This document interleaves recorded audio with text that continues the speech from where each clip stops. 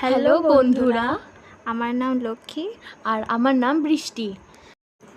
এটা আমাদের প্রথম ভিডিও। আজ আমরা একটি কেক বানাচ্ছি, তারই পদ্ধতি আমরা আজকে এখানে শেয়ার করছি। তো চলো সবার দেখে প্রথমে নেওয়া লাগছে যাক। দই, চিনির গুঁড়ো। এবার প্রথমে একটি বড় পাত্রে রাখা দইটিকে দিয়ে তার উপর আগে থেকে রাখা চিনির গুঁড়োটিকে দিয়ে এবার এটিকে মেশাতে হবে।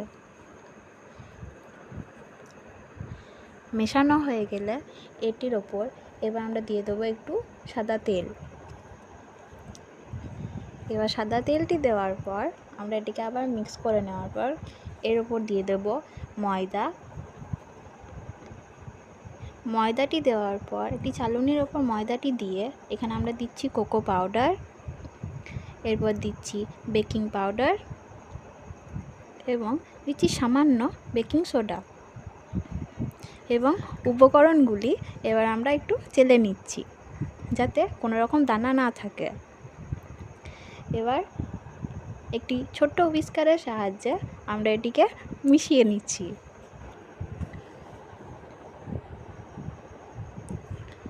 এবার আমরা এখানে সামান্য একটু দুধ দিচ্ছি যাতে মিশ্রণটি একটু পাতলা হয়।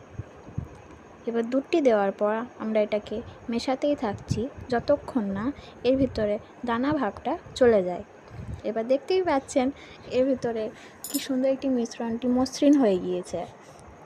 এবার এখানে আমরা আগে থেকে একটি পাত্রে বাটার পেপার লাগিয়ে রেখেছিলাম, সেখানে আমরা মিশ্রণটিকে ঢেলে নেব।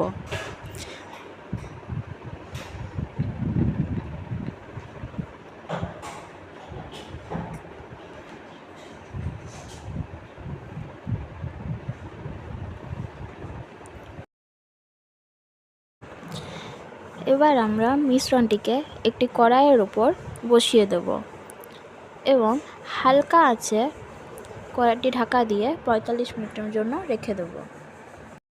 ডেকোরেশনের জন্য বাটার, আমুলের ফেস ক্রিম, একটি বরফের বাটিতে ছোট্ট পাত্র নিয়ে ওই ফেস ক্রিম আর বাটারটা দিয়ে মিক্স করে নিতে হবে ভালো করে।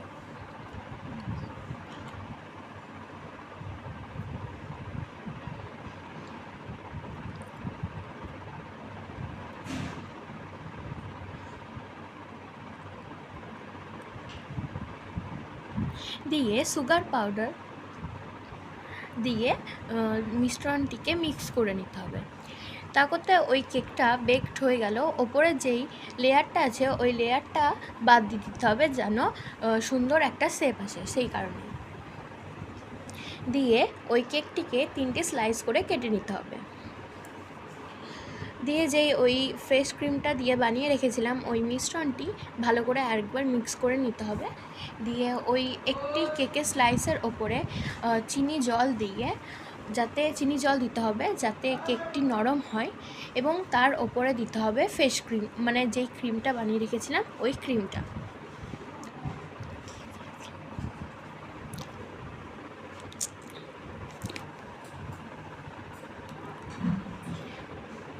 ওই ক্রিমটিকে দেওয়ার পর গোটা চারিদিকে ছড়িয়ে দিতে হবে যাতে ভালো করে কেকটি শেপ আসে।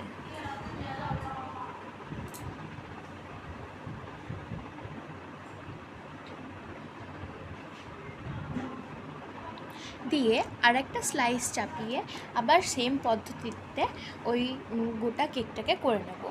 দিয়ে আবার ওপরে ক্রিমটা দিয়ে আমরা চারিদিকে ছড়িয়ে দেবো, চারিদিকে সাজিয়ে দেবো ডেকোরেশনের জন্য যাতে কেকটিকে দেখতে ভালো লাগে।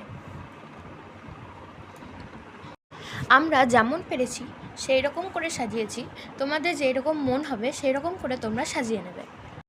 আমাদের এই রেসিপিটি কেমন লাগলো তোমরা অবশ্যই বলে যেও, আর এইরকম রেসিপি দেখতে আমাদের পেজটিকে ফলো করে রেখো।